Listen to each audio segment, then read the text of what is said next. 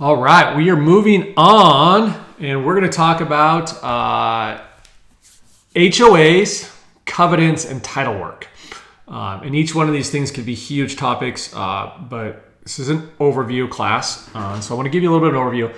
I got to tell you that this may be one of the more important sections. Again, I probably said that a couple times, but this is a spot that I think a lot of people get wrong. I think a lot of agents do not spend the time here. I see lawsuits about this kind of stuff. I see confusion about this kind of stuff.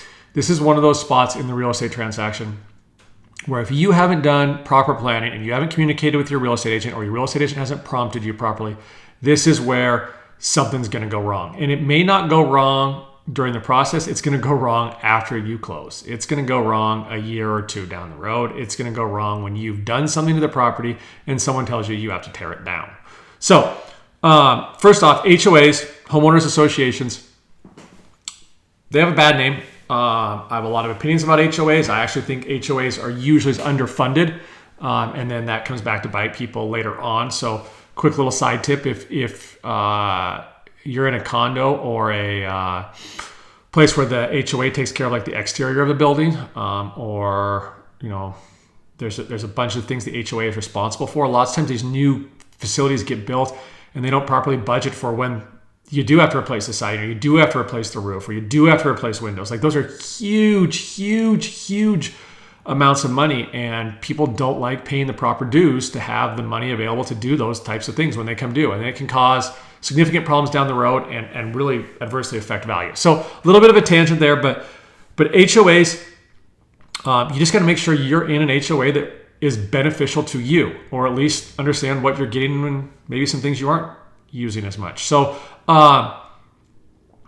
make sure that the HOA has rules that you are willing to abide by and that you enjoy. I mean, that's the biggest thing. Same thing with covenants. Make sure the covenants are things that you're okay with. And we're going to talk a little bit about title, but the biggest one, this is one of my biggest fears, or this is probably my biggest fear, is that someone buys a house and then wants to do something and can't because of an HOA or a covenant. And so you have got to make sure when you're looking at property and when you're talking to your real estate agent, you're letting them know what your plans are. If your plans include, we're in Montana, things like having a chicken or having animals or running a business out of your house or building another structure or expanding your structure. Like there are so many things that you could want to do to this property in the future, or ways you could want to use it that you may not be allowed to. And if you don't communicate that, it's impossible for your agent to know. And it's impossible for the title company. Like you've got to communicate how you're going to use this property. So please make sure when you are thinking about properties and you're looking at properties, let agents know early on. Like if having more than 2 dogs, or as you'll see, having chickens, or if you want to be able to run a business, or you want to be able to repair cars, or some of the big things, or you want to be able to put up a certain type of a fence, or you want to be able to build an outbuilding, or if you want to be able to expand the house, the septic, can it be done? Like there are so many things that you've got to think about how you're going to use this property and what do you want to do? Do you want to be able to park on the street? What are you responsible for? Road maintenance agreements. If there's a road maintenance agreement, you're responsible for maintaining the road in some shape or fashion. You got to understand what you're getting yourself into. Road maintenance agreements aren't a bad thing. They help keep the road clean, and in lots of situations, you need a road maintenance agreement to get a loan. So it can help value. HOAs absolutely can help value, but they can also drive people nuts and cause problems. So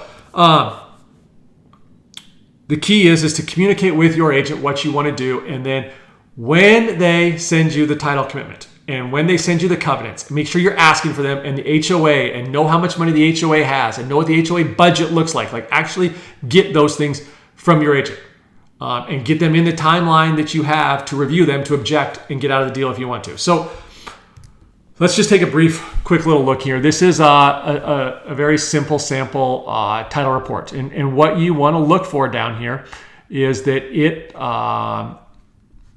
there's going to be a bunch of things that the title report doesn't cover. I'm not going to get into all of that necessarily. There's not a whole lot of things we can do about that. But one of the things you want to start looking for are things that talk about declaration of covenants, conditions, and restrictions. Like this is a recorded document right here. You can see number 16. make sure that you are getting that from your real estate agent. You should be able to get all sorts of things that say like document numbers. There's a road maintenance agreement on this one. There's a private access and a public utility easements are showing. You want to know what those easements are. If it's an easement for the power company, if there's underground power lines, at some point they may tear that darn thing up. They may have to tear that thing up to work on those lines or do something, or they've got to get back to the box. May affect where you can build a fence. It may affect where you can build an outbuilding. Like there's all sorts of things that are in title that you want to know. So once you get this document, and hopefully you've seen most of this stuff before you even get the document, when you look at them, you should have access to the covenants. But get the HOA documents, know what the HOA budgets are, and know what your covenants are. So let's just jump forward here, right here. So here's some covenants on this house or on this lot. So just real quickly, in here, they're talking about how big of a house you have to be. There's a minimum size house you have to build. There's a minimum time in which you have to build it if you were building it. This one's already been built. There are restrictions on setback requirements, how far each structure shall be, or fences, what type of fence it can be, how high it can be, where it can be placed. There is restrictions on what type of plants can be planted. There are some easements in here. There's talk about garbage and not repairing cars on the street. Then there's things about animals and pets, like no animals are fowl, domestic or wild, except for 2 dogs and or 2 cats shall be permitted on any lot. And then it talks about some other small domestic. Well, make sure you actually understand what those are, and make sure you understand what their definitions of fowl are, or how it's being enforced, or if it's been updated. Okay, you want to make sure you understand all of this stuff. Here it talks about the no repairing vehicles on the street. So these covenants are going to have a bunch of information that you absolutely want to make sure you are aware of, and that you understand, and there's nothing in there that's going to stop you from being able to do what you want to do. Or if there's things you don't want other people to be able to do, make sure that in the covenants they're not allowed to do them, and make sure the covenants are being enforced. Okay, so the other thing that was in here was a road maintenance agreement. So in here, this talks about the road maintenance agreement, and you want to make sure is the road maintenance agreement, does it have the money in it to do it? Are they doing the things they want to do? You want to be able to access your property. If you're in a snow area like Montana, you don't want to get snowed out and not have it be plowed if it's supposed to be plowed. Like understand all of these documents. So, as we talk about these things, I feel like all too often the covenants and the HOA and the title work just gets skipped over. Like they send it to you, or they don't send it to you. In Montana, they better, but they send it to you. It's these big, long documents. You don't know where to look for the important stuff, and you're signing it, and then you're kind of learning as you go. So the key for this chapter, one of the most important things and one of the most likely things to cause you problems down the road is covenants, HOA, and restrictions to the property that you didn't know about, things you can or can't do. It's always frustrating as agents when the covenants say you can't do something and 3 out of the 10 neighbors are doing it. As a real estate agent, I am not going to promise you that you can do that. Like I can't make that. You don't know when the HOA is gonna enforce the rules, or on the flip side, you probably don't want to be the person that moves in and then tries to enforce things that haven't been enforced.